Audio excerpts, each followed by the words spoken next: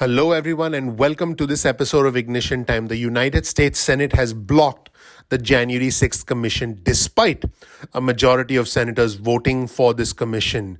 The entire measure failed 54 for and 35 against because 60 senators were required to pass the January 6th commission. So we have a situation where a majority of senators voted for the commission, but many Republicans simply did not show up, and therefore the January 6th commission vote failed 54 to 35. In fact, what is even more mind-blowing is a tweet on your screen from Republican Congressman Paul Gosar, who's honoring an insurrectionist. He said, and I quote, "They took her life, they could not make her pride."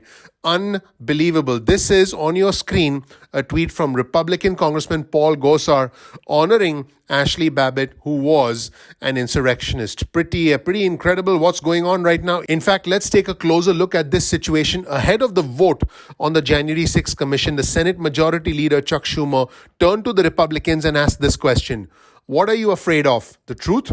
Are you afraid that Donald Trump's big lie will be dispelled?" Let's take a look at the Senate Majority Leader, Chuck Schumer. If our Republican friends vote against this, I would ask them, what are you afraid of? The truth? Are you afraid that Donald Trump's big lie will be dispelled? Are you afraid that all of the misinformation that is poured out will be rebutted by a bipartisan, down-the-middle commission? And so what did the Senate Majority Leader say after the Republicans blocked the vote on the January 6th commission? He said this, and I quote, "This vote has made it official. Donald Trump's big lie has now fully enveloped the Republican Party." Pretty incredible comments. Let's take a look at the Senate Majority Leader Chuck Schumer, the Democrat from New York. Senate Republicans for months publicly supported the idea of a commission. But now, all of a sudden, the Senate minority and the Senate Minority Leader waged a partisan filibuster against the bill. This vote has made it official. Donald Trump's big lie has now fully enveloped the Republican Party. Here's a comment from the Senate Majority Leader that really jumps out at me. "Shame on the Republican Party for trying to sweep the horrors of that day under the rug because they're afraid of Donald Trump." That is what he said when the Senate failed to advance the January 6th commission to investigate the attack on the Capitol. Here's another very noteworthy comment from Senator Michael Bennet, who's a Democrat from Colorado. He said this: "How agonizing it was to watch Officer Sicknick's mom here today, the fallen Officer Sicknick, going door to door to ask people, please vote for this commission." Unfortunately, this commission has failed. Let's take a look at comments from Senator Michael Bennet, the Democrat from Colorado. How agonizing it was to watch Officer Sicknick's mom here today, going door to door to door to ask people to please vote for this commission.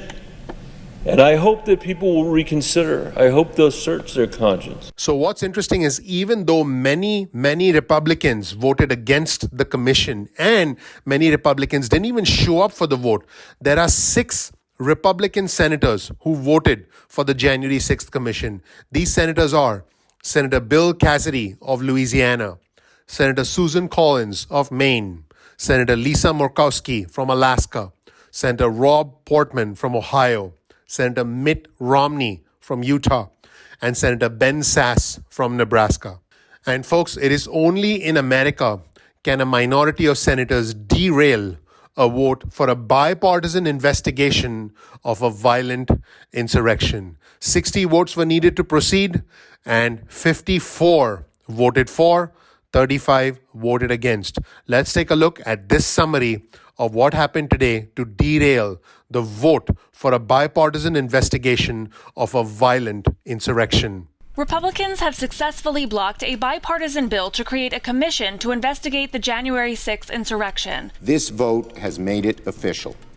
Donald Trump's big lie has now fully enveloped the Republican Party. The motion was denied in a 54-35 vote. 60 votes were needed to proceed. 6 GOP senators, Cassidy, Collins, Murkowski, Portman, Romney, and Sass, voted with Democrats. Many senators skipped town. The chamber was slated to take up the House-passed measure on Thursday, but Senate Republicans forced a marathon session deep into the night on another bill, entirely to stall the highly anticipated vote. Republican Senator Lisa Murkowski slammed her colleagues' tactics and called out leader Mitch McConnell for imploring the conference to block the commission, choosing party over country. As Murkowski spoke, Eugene Goodman, the officer who protected the Senate during the Capitol attack, looked on, and later the two hugged. Let's take a look at another very interesting comment from Senator Michael Bennet, the Democrat from Colorado. He said this, and I quote, "No one hates Donald Trump more than Mitch McConnell." Let's roll the tape and check this out. Very interesting. No one hates Donald Trump more than Mitch McConnell, because Donald Trump helped cause the loss of Mitch McConnell's majority. And speaking of the Senate Minority Leader Mitch McConnell, he doubled down on his opposition to the January 6th Commission before the failed vote. And he said this, and I quote, "There's no new fact about that day. We need the Democrats' Extraneous Commission to uncover." Let's roll the tape and see what the Senate Minority Leader Mitch McConnell had to say. Now, one final matter, as my colleagues know, I've been clear and unflinching in my own statements about January the 6th. But as I've also repeated, there's no new fact about that day. We need the Democrats' Extraneous Commission to uncover. And what did a prominent Republican, Senator Lisa Murkowski, have to say about the Senate Minority Leader Mitch McConnell? She said this, and I quote, "To be making a decision for the short-term political gain at the expense of understanding and acknowledging what was in front of us on January 6th, I think we need to look at that critically. Is that really what this is all about? One election cycle after another?" I don't think I could have said it any better than Senator Murkowski. This is all politics. This is absolutely terrible. This is unacceptable. And this is unbelievable. Speaking of unbelievable, let's take a look at some bizarre behavior. Well, not so surprising, but bizarre behavior from Senator Rand Paul, the Republican from Kentucky. This is what Senator Rand Paul did on the floor of the Senate while the Senate was busy preparing for the January 6th Commission vote. He showed this poster that you'll see on your screen and a presentation on, and get this is not a joke, a presentation on cocaine and the risky sex habits of quail. I can't even make this up if I wanted to. Let's roll the tape and hear from the bizarro Republican senator from Kentucky, Rand Paul. Let's roll the tape and check this out. If you want to study cocaine and you want to study Japanese quail using cocaine and you want to know if they're more sexually promiscuous, do you know how you get approval for your funding? You call up your other buddies that study cocaine in animals and you say, "Hey, I've got this great new study. Would you guys like to join in it and be my peer review committee?" So it's actually the ridiculous studies that we discover, they're being voted on by people who are selected by the people doing the studies. And speaking of bizarro behavior from Rand Paul, he also said this on the floor of the Senate. He blamed the police killing of Eric Garner on high taxes. He said, and I quote, "It was police brutality based on exorbitant taxes." I have no idea how he made the connection. I don't even think he knows how he made the connection. But let's take a look at Senator Rand Paul trying to establish a link between police brutality and exorbitant taxes. In fact, the death of Eric Garner, the sad death of Eric Garner being choked to death in New York City, had to do with taxes. And some people were offended by this, like, oh, it was police brutality. Of course it was. But it was police brutality based on exorbitant taxes that caused this man to be selling cigarettes, loose cigarettes, in order to try to make a living. Here's an article on your screen from The Hill. Marjorie Taylor Greene should be expelled from Congress, but Republicans are too afraid of Trump to do it. Let me know whether you agree or disagree with this in the comment section below. And by the way, there's something going on with Marjorie Taylor Greene.